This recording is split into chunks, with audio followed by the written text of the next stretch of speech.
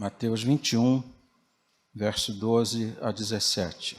Esse texto que marca a visita que Jesus fez ao templo e o que acontece quando ele está presente no templo.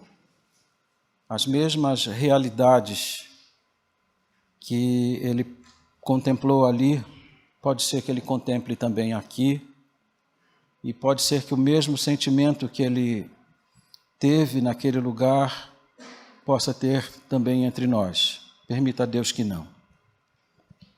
Mateus 21, verso 12 a 17. Jesus entrou no templo e expulsou todos os que ali estavam comprando e vendendo.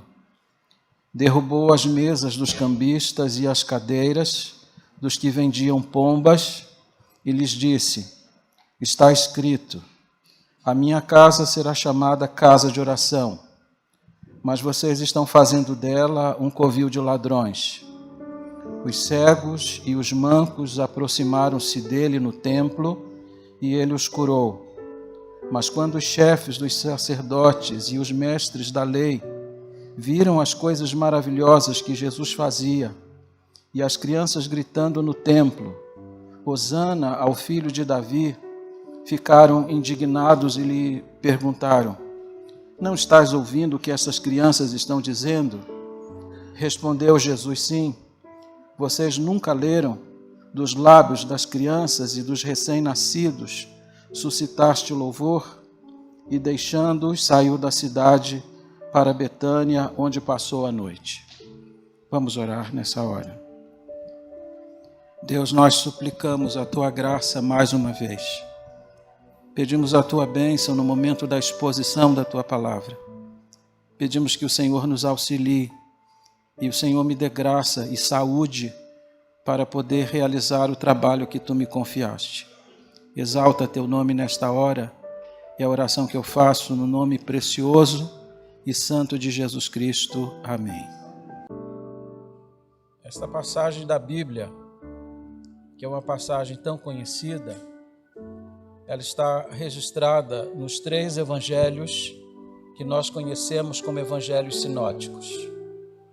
São chamados de sinóticos porque eles partem sempre do mesmo ponto de vista, embora cada relato tenha algum detalhe a mais que vale a pena a gente sempre conferir.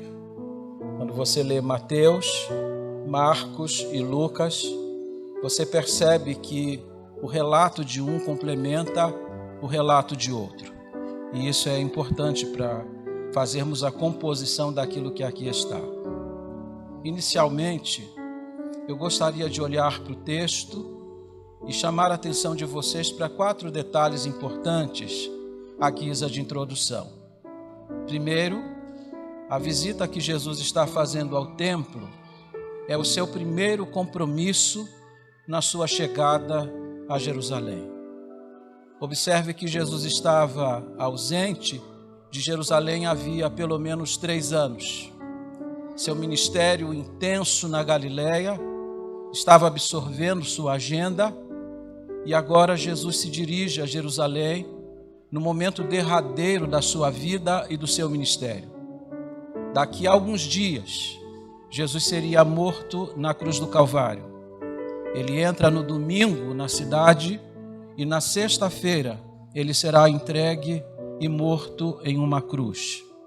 Mas ele faz do seu primeiro compromisso na cidade exatamente a ida ao templo, à casa do Senhor. Isso é sugestivo para nós, porque isso mostra o apreço que Jesus tinha para com a igreja, para com a casa do Senhor. Ele fez da casa do Senhor o compromisso mais importante.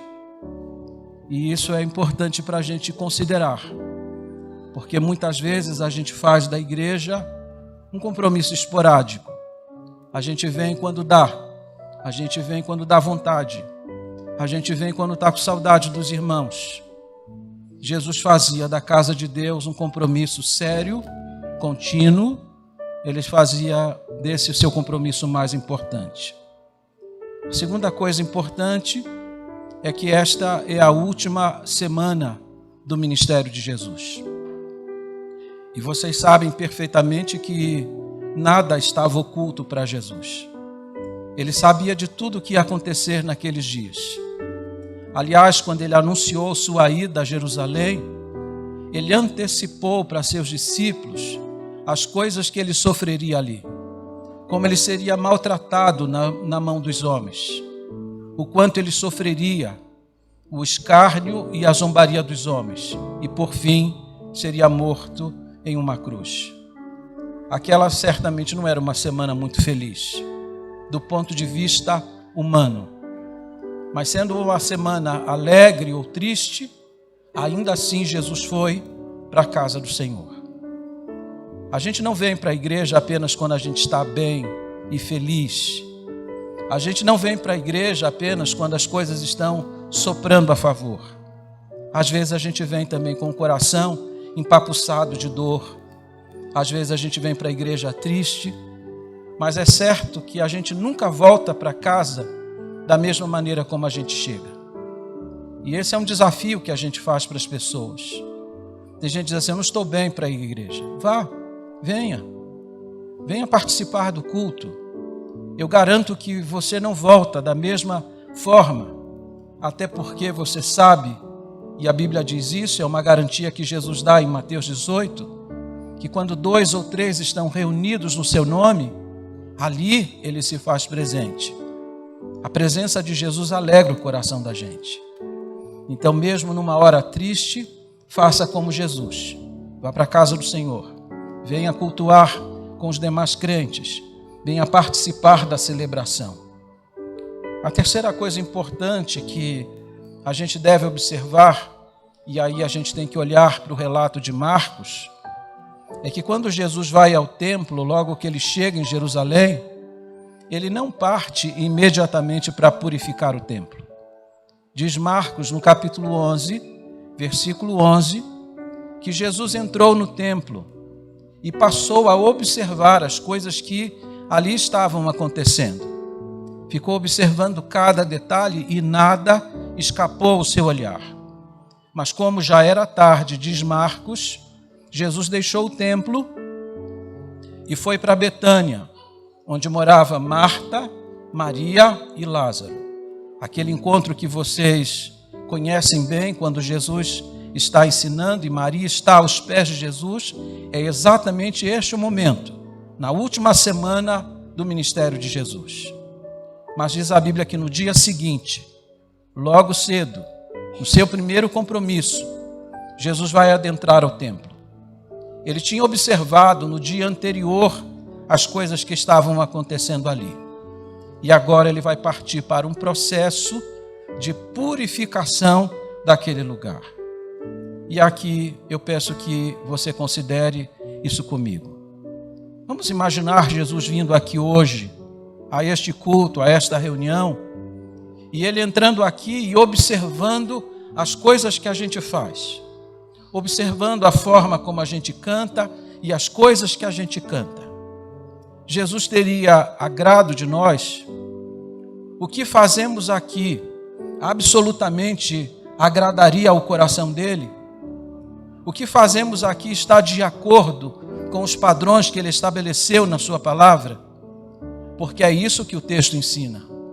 Ele vai observar as coisas de acordo com a finalidade daquele lugar e de acordo com aquilo que a Bíblia havia prescrito que deveria acontecer naquele lugar.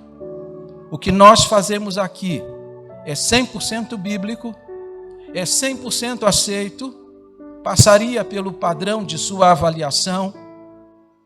A quarta coisa importante para a gente olhar nesta passagem é a grande indignação de Jesus. Diz a Bíblia que ele olhou, ele observou e voltou para julgar de acordo com aquilo que ele tinha visto. E a Bíblia mostra Jesus bastante indignado. E isso é importante também, porque muitas pessoas concebem um Jesus amoroso, um Jesus incapaz de mostrar indignação. Concebe um Jesus manso e humilde. Aliás, quando você conversa com algumas pessoas que não conhecem o Evangelho, e você fala sobre inferno, elas dizem que isso é absolutamente impossível. Deus é tão bom, Deus é tão amoroso. Como que Deus poderia ficar irado em relação ao homem? Pois bem, este texto ensina esse aspecto completo do caráter de Jesus. O Jesus cheio de amor também é um Jesus cheio de justiça. Aliás, se vocês lerem o Salmo 85, versículo 10, diz o salmista que a graça e a paz se encontram pelo caminho.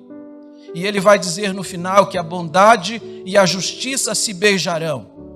Bondade e justiça estão em completa harmonia. Amor e justiça não podem ser dissociados. O Jesus que você conhece cheio de amor não pode ser destituído da sua justiça. E aqui Jesus vai manifestar juízo dentro da sua casa. Diz a palavra que Jesus, aproveitando os materiais que ele encontra ali no templo, provavelmente as cordas que os comerciantes usavam para transportar as suas mercadorias, ele vai fazer um chicote chamado azorrague. E ele, com o chicote nas mãos, vai começar a virar as mesas, vai começar a expulsar os comerciantes, os cambistas daquele lugar, mostrando sua profunda indignação com as coisas que estão acontecendo ali. Aí você pergunta assim: que direito ele tem para manifestar um juízo tão grave em relação àquele lugar? Primeiro, ele está indignado, porque aquela não era a primeira purificação que ele fazia no templo.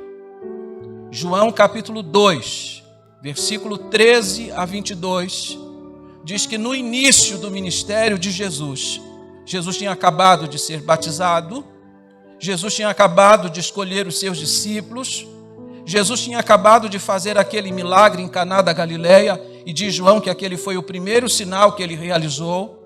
E depois de realizar o seu primeiro sinal, Jesus foi para o templo.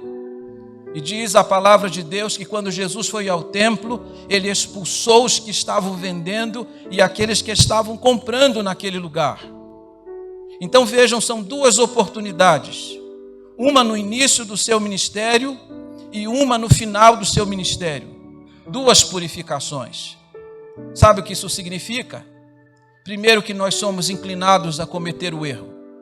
Nós somos inclinados ao pecado. E segundo, que há necessidade de constante vigilância para que aquilo que um dia foi tirado da igreja, que não era condizente, para que isso não volte. Jesus teve que fazer uma e agora tem que repetir a mesma cena, mostrando que as pessoas estão sempre inclinadas a fazerem aquilo que é mal. A segunda coisa que a gente deve observar, e por que ele está tão indignado, é porque aquela casa, ela havia perdido o seu propósito. Ela está sofrendo um desvio de finalidade. Jesus vai asseverar aqui as palavras do profeta Isaías: a minha casa será chamada casa de oração. Marcos vai fazer a citação completa do texto, quando diz: a minha casa será chamada casa de oração para todos os povos. Mas o que tinha acontecido com a casa de oração? A casa de oração agora era uma casa de comércio, era uma casa de negócios. O verdadeiro Deus havia cedido lugar para Mamon. A adoração havia cedido lugar para o lucro. A casa está sofrendo um desvio de finalidade e Jesus está corrigindo a finalidade para o qual ela foi edificada. Para o que esta igreja foi edificada? Para que este templo foi dedicado? O que é que nós devemos fazer aqui? E o que nós não podemos fazer aqui para não desviarmos as finalidades para que este templo foi edificado?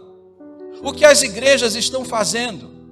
No que os templos das nossas igrejas estão se transformando? No que os cultos das igrejas estão se transformando hoje? Você entra num templo, você participa de um culto e algumas vezes você tem dúvida se você realmente está em uma igreja. Desvio de finalidade. A terceira coisa que você deve considerar quando olha para essa profunda indignação de Jesus, é que ele tem direito de fazer aquilo que está fazendo ali. Ele é o dono daquela casa. Ele é o Senhor daquela casa. Há pouco Jesus havia entrado em Jerusalém e a multidão o saudou pelo caminho, dizendo: Hosanas ao filho de Davi. A multidão reconheceu que ele é o Filho de Deus, de que ele é o Messias. Ele então é o dono daquela casa. Aliás, ele vai usar aqui um pronome possessivo. A minha casa será chamada casa de oração. Ela é minha. E se ela é minha, eu tenho o direito de julgá-la. Se ela é minha, eu tenho o direito de dizer para que ela deve funcionar aqui. Ele está manifestando o seu senhorio naquela casa. O dono dessa casa é Jesus Cristo. Portanto, ele tem direito de julgar os nossos atos. Ele tem o direito de dizer se aquilo que estamos fazendo é ou não do seu agrado. Dito isso, vamos fazer a digressão do texto. Vamos seccionar a passagem para que a gente possa compreender os detalhes que estão nela. Primeiro, Jesus vai expulsar todos e não alguns. Não apenas um grupo, mas todos os que ali vendiam. Naqueles dias o templo havia se transformado numa praça de negócios. Dentro do templo estava se vendendo de tudo. Vendia-se bois, vendia-se cordeiros, ovelhas, pombas, sal, óleo, vinho. Imagine isso tudo sendo vendido dentro do templo. Imagine os vendedores gritando às pessoas que passavam, oferecendo o seu produto por um preço melhor. Que clima poderia haver naquele lugar para culto? Que reverência havia dentro da casa de Deus enquanto as pessoas estavam vendendo? Quando Jesus desceu a primeira vez ao templo, observou essas coisas que estavam acontecendo ali.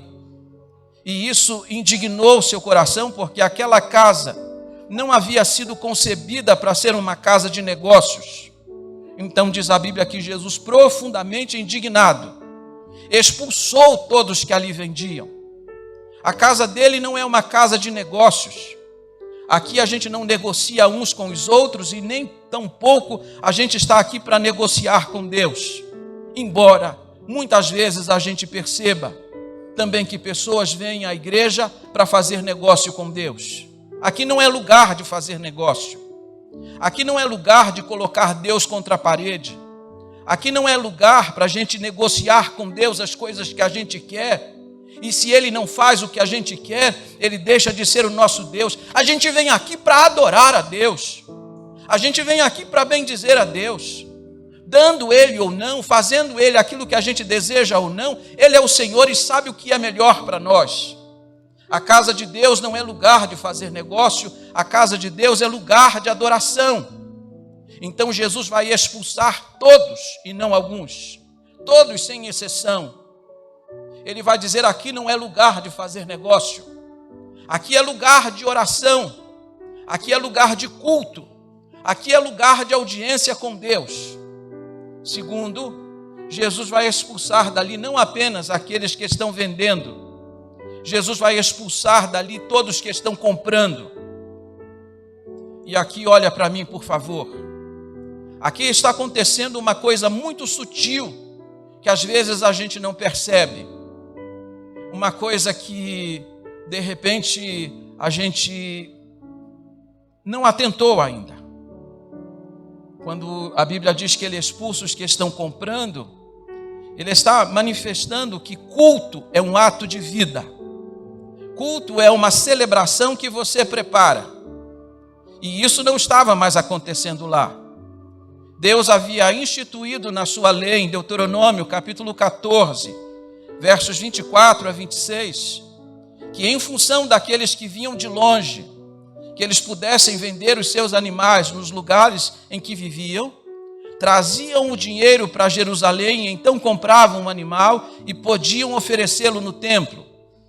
Aquilo era para oferecer uma comodidade para quem vinha de outros países e de lugares distantes. Porque imagine você fazer uma viagem como aquela, que levava dias, semanas, meses, puxando um animal pelo caminho. Isso não era cômodo, Isso não era prático. Então Deus prescreveu na sua lei que quem vinha de longe podia vender o seu animal no lugar que vivia, trazendo dinheiro, então comprava um outro animal próximo do templo e então podia oferecê-lo. Mas aquilo que Deus instituiu para facilitar estava agora servindo para uma deturpação do culto, porque até quem morava perto preferia comprar um animal próximo do templo. Você já criou um animal? Você já levou um animal para casa? Às vezes você fica com dó de um animal que está perdido na rua, sem dono, com fome, com frio, e dá abrigo para esse animal. E você às vezes até faz isso justificando que é só por alguns dias. Aí você fica 1 dia, 2 dias, 3 dias, no 4º dia você dá nome para esse animal. Você estabelece um vínculo afetivo com esse animal. Tem gente aqui que dorme com o animal, tem gente que coloca o animal no colo, trata às vezes até como se fosse um membro da família. Tem gente aqui que fica de luto quando o animal morre, porque há um vínculo com o animal. É isso que o texto está mostrando. Imagine você criando um animal durante 1 ano, dando alimento para ele, estabelecendo afetividade para ele, sabendo que daqui 1 ano ele será oferecido a Deus como sacrifício.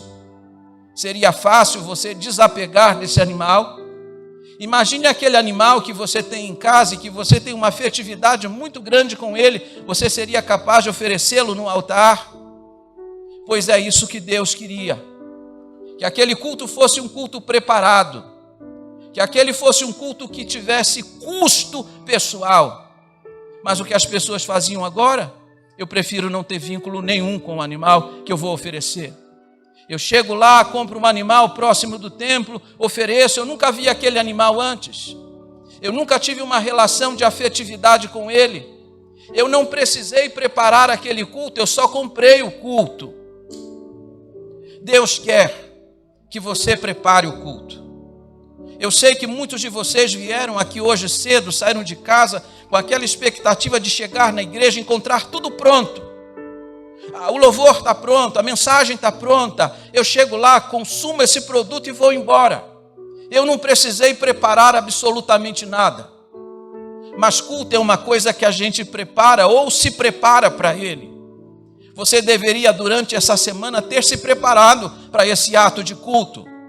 Você deveria ter preparado o seu coração durante a semana, lendo a palavra, orando ao Senhor, pedindo a Deus por esta reunião, pedindo a Deus que inflamasse o coração do pregador para que as suas necessidades fossem atendidas. Mas o que a gente faz? A gente vem para a igreja completamente despreparado. A gente não pensou em nada disso, a gente veio apenas para sentar, assistir e ir embora. Esse culto é aceito? Não, ele não é. Porque culto não pode ser comprado. Culto tem que ser preparado. Culto tem que ter um custo pessoal. Tem que ser alguma coisa que toque o seu coração. E isso não estava acontecendo lá. Então observe que Jesus não se limita a expulsar quem vende. Ele também expulsa a todos que compram. Ele quer que o culto seja um culto genuíno, vivo, que proceda de um coração agradecido, de alguém que reconhece quem de fato é Deus e o que ele merece receber de cada um de nós. Terceira coisa que o texto vai mostrar é que Jesus vai expulsar do templo todos os que ali extorquiam. Diz o texto que ele expulsou os cambistas. Ele virou a mesa dos cambistas. E para aqueles que estão afeitos ao termo cambista hoje, que é muito relativo àqueles que ficam na porta dos estádios vendendo os ingressos por um valor mais alto, não é esse o tipo de cambista aqui. O cambista aqui é alguém que trocava moedas, porque no ato de entrar no templo, de pagar o imposto anual do templo, e você sabe que todo judeu maior de idade, todos os anos ele deveria pagar 2 dracmas, que era o imposto anual cobrado para a manutenção do templo. 2 dracmas eram as moedas que podiam entrar no cofre, mas aqueles que vinham de outros países normalmente traziam moedas que na sua estampa trazia imagens de algumas divindades. Essas moedas não eram aceitas no templo. Essa moeda precisava ser trocada, cambiada, para que então pudessem oferecer a única moeda aceita no templo. Acontece que na hora de fazer o câmbio, de fazer a troca das moedas, quem fazia isso aumentava o valor, extorquia aquele que precisava trocar a moeda para que ele pudesse então fazer sua oferta anual. William Hendrickson disse que 3 classes estão se beneficiando dos negócios na casa de Deus: os que vendem, os que trocam as moedas e os sacerdotes, porque tudo isso estava acontecendo com a bênção dos sacerdotes, porque eles estão recebendo uma parte desses lucros. Jesus olha para tudo isso, se levanta para com todo esse tipo de injustiça e diz a Bíblia que ele começa a derrubar as coisas. Alguém usou essa linguagem: não ficou nada de pé no templo.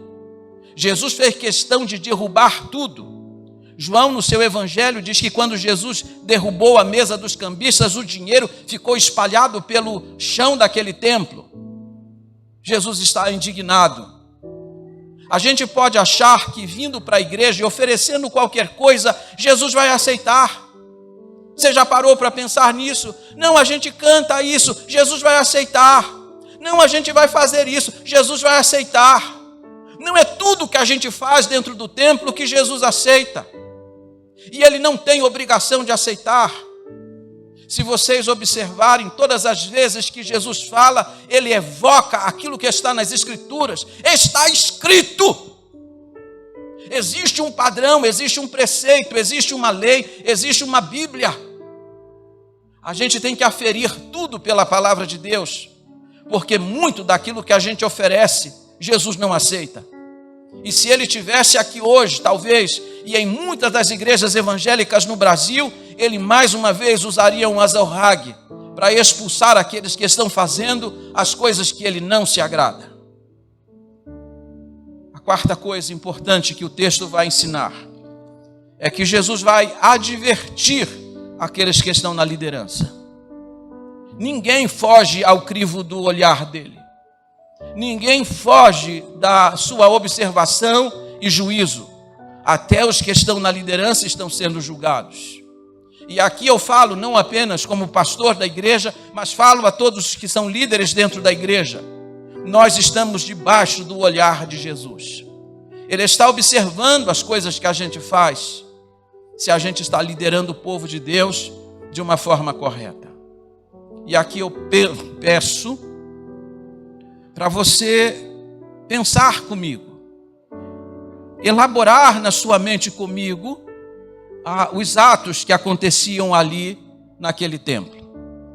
Quem chegava para oferecer o culto, do lado de fora do templo, havia os tanques, onde as pessoas se lavavam, onde as pessoas se purificavam antes de entrar no templo.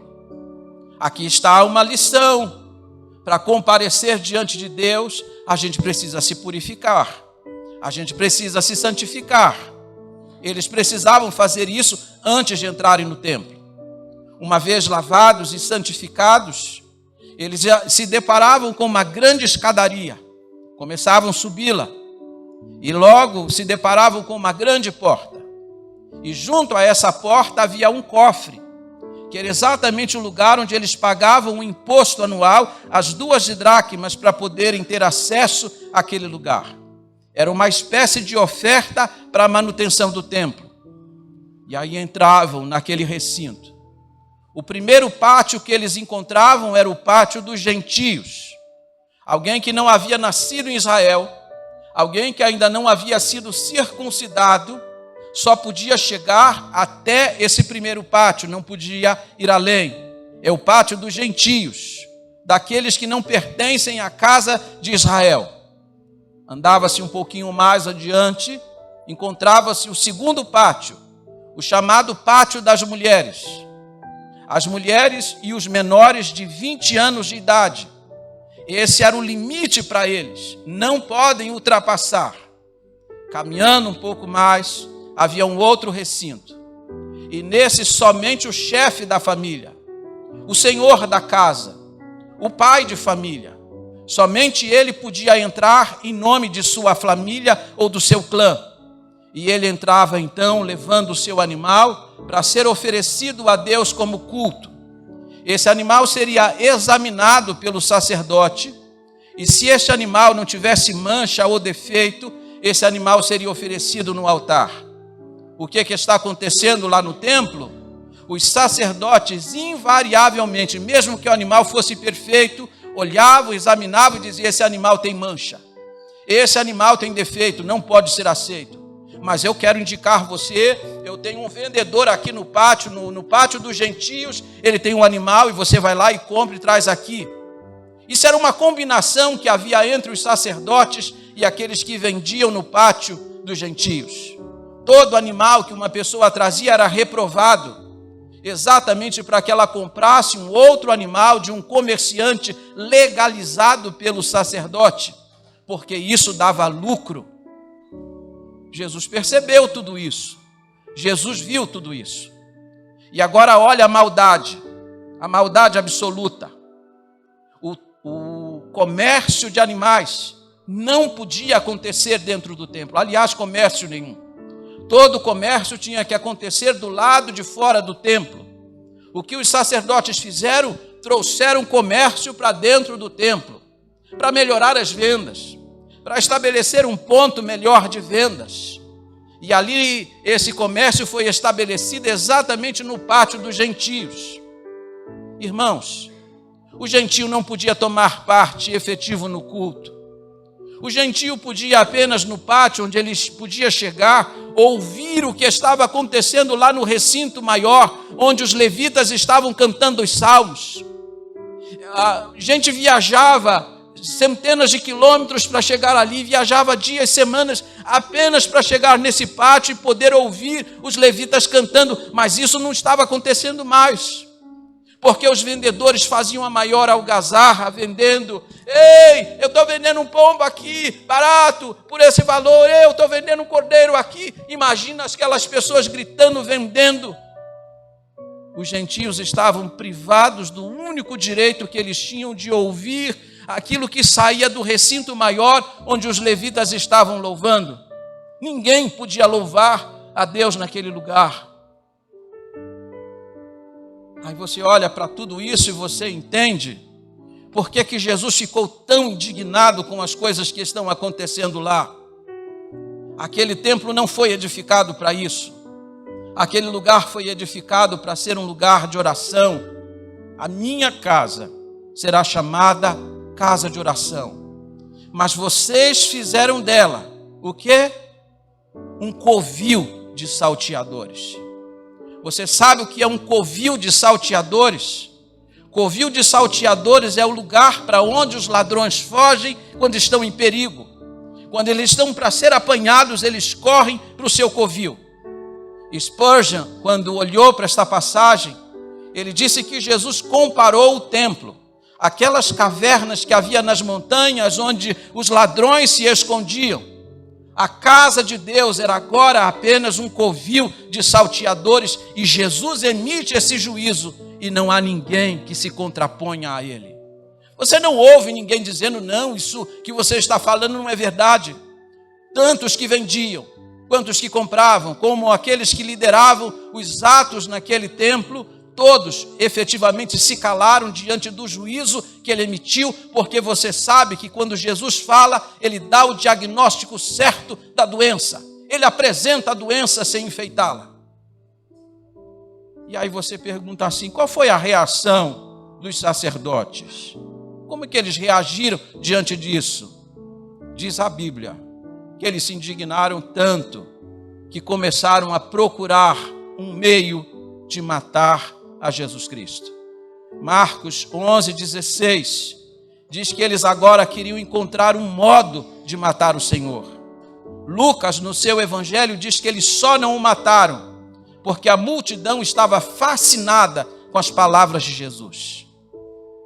Em vez de se acertarem com Deus, achavam melhor eliminar o Filho de Deus. Às vezes isso acontece na igreja também. Você ouve a palavra, ela não lhe agrada. Em vez de você acertar a vida, você acha que é melhor indignar-se com o pregador, com aquele que fala em nome do Senhor. Em vez de envergar-se a palavra de Deus, você prefere se indignar contra aquele que prega a palavra de Deus. Isso não é novo. Isso não é novo, isso já é antigo. Tem gente que quer ir embora da igreja porque não gosta daquilo que ouve, em vez de acertar aquilo que está errado na própria vida. Vou terminar. 3 finalidades Jesus estabelece nesse texto para aquele lugar. Primeiro ele disse: esta casa é uma casa de oração. Jesus cita o profeta Isaías. Aliás, aqui uma palavra. Como que a mentalidade de Jesus reagia? Ele lia a palavra, ele estudava a palavra, ele citava a palavra de Deus. O apóstolo Pedro disse que se vamos falar, devemos falar segundo os oráculos de Deus. Tudo que ele falava tinha a ver com a palavra de Deus. Ele não está inventando essas palavras, ele está citando a palavra de Deus. A minha casa será chamada casa de oração para todos os povos, para todos, cultos e incultos, ricos e pobres, brancos e negros, não importa, é para todos. E esta casa é uma casa de oração. Aqui não é lugar de fazer negócio. Aqui não é lugar de culto que não brotou do coração. Aqui não é lugar de negociar com as pessoas, nem lugar de negociar com Deus. Aqui é lugar de oração. Aqui é lugar de audiência com Deus. Aqui neste lugar você não fala com o presidente da república, nem com uma autoridade política, você fala com o Senhor do universo. Aqui é lugar de orar e de ver as orações respondidas. A minha casa será chamada casa de oração. A segunda coisa que Jesus vai mostrar como finalidade para a sua casa é que aqui é uma casa onde as maravilhas de Deus devem acontecer. Diz o texto que depois que Jesus expulsou os que vendiam, os que compravam, os que extorquiam, depois de advertir aquela liderança, coxos e cegos vieram a ele e foram curados. Você já imaginou quantas vezes aqueles coxos e aqueles cegos foram ao templo ao longo dos anos e sempre voltaram da mesma maneira? Iam e voltavam sempre do mesmo jeito, sem ver, coxeando, se arrastando. Mas naquele dia, quando aquele templo foi purificado e essas pessoas se dirigiram à pessoa de Jesus, elas obtiveram um milagre, aconteceram maravilhas naquele lugar. Isso significa para nós que só vão acontecer maravilhas no meio da igreja, quando as coisas que fizermos aqui forem as coisas que são do inteiro agrado de Jesus e Ele então puder manifestar a sua presença de tal maneira que as pessoas não venham apenas ao templo, mas elas venham ao próprio Filho de Deus para receber dele o seu favor. E a terceira coisa é que Jesus vai mostrar para nós que esta casa não é apenas uma casa de oração, não é apenas um lugar onde as maravilhas devam acontecer, mas aqui é um lugar de genuína adoração. Diz a Bíblia que quando as crianças viram os coxos sendo curados, os cegos tendo as vistas restauradas, começaram a cantar. A NVI diz que as crianças gritavam: Hosanas ao filho de Davi. Elas começaram a louvar, um louvor genuíno e espontâneo, mas um louvor que indignou a liderança religiosa. Disseram assim para o Senhor: você não está ouvindo o que essas crianças estão cantando? Como quem diz, não vai repreendê-las? Elas estão identificando o Senhor como sendo o Messias, como sendo o Filho de Deus. Você não vai fazer nada? Você não está ouvindo? Jesus disse: sim, eu estou ouvindo. Vocês é que nunca leram nas Escrituras, porque as Escrituras dizem que da boca das crianças e daqueles que mamam, Deus vai suscitar o verdadeiro louvor. E aqui mais uma vez eu digo a vocês: cuidado quando você for julgar o louvor das crianças. Elas podem não cantar com a técnica daqueles que cantam efetivamente todos os domingos em um templo como este. Elas podem não ter todas as técnicas vocais, mas diz a Bíblia que da boca delas, Deus muitas vezes tem tirado o verdadeiro louvor. Louvor de gente simples, de gente desinteressada, de gente que tem a visão aguçada. Interessante que os milagres acontecem lá no templo, mas os sacerdotes e os escribas estão com seus olhos fechados, estão com os corações cheios de ódio, mas as crianças olham para tudo aquilo e reconhecem que aquele que está fazendo os milagres é o próprio Filho de Deus. Hosanas, é o filho de Davi. Jesus olhou para aquilo e se agradou. Tem coisas que a gente faz e que agradam o Senhor. Tem coisas que a gente faz e desagradam profundamente o coração dele. O que Jesus procura? Jesus procura adoração genuína. Jesus procura adoração como a adoração das crianças, de gente que não vem aqui apenas para buscar alguma coisa, mas que reconhecem quem de fato Ele é. As crianças não estão louvando para receber um favor. As crianças estão louvando porque reconhecem que uma obra como aquela, só o Messias, só o Filho de Deus era capaz de realizar. Qual é o motivo que a gente tem para adorar o Senhor? Por aquilo que Ele é, não apenas por aquilo que Ele faz. Fiquemos em pé. Amado Senhor, nós também estamos debaixo do crivo do Teu olhar.